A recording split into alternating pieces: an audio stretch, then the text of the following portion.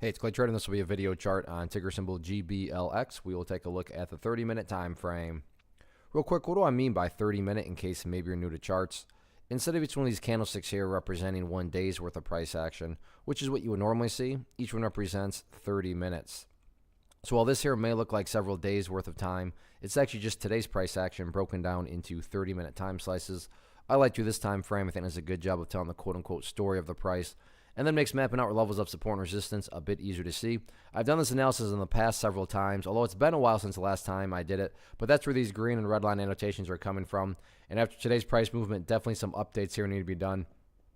First thing I'm going to do is some house cleaning. Go ahead and get rid of these lines here. Yeah, they still pertain to the chart. They're just not relevant. And from a presentation standpoint, I don't want to risk causing confusion because there's clutter and lines all over the place. So I just want to try to keep this as clean as possible. First update comes about based on a foundational rule in charting, which states when levels of resistance are broken and closed above, you want to see them act as support. So for those of you that maybe remember the last time I did the video, I was talking about 74 cents as resistance, but now that the price is above it, this would be considered one of the newest areas of support going forward. And what I would say is the ideal level, meaning Clay, what would make this chart look the best?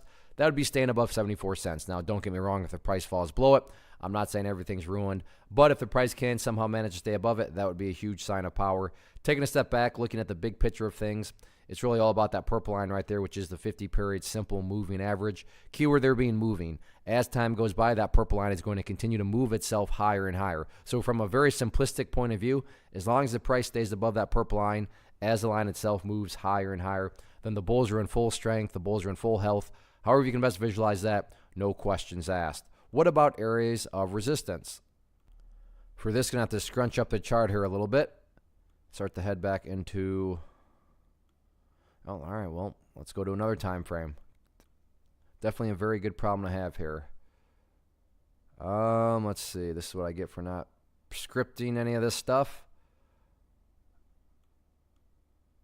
All right, there we go. Wow, we are going way back in the charts history. So like I said, this is a good problem to have. I realize it's super hard to see, but that's just because the price hasn't been up this high for a long time. Really, next area, not until up around 93, 94 cents.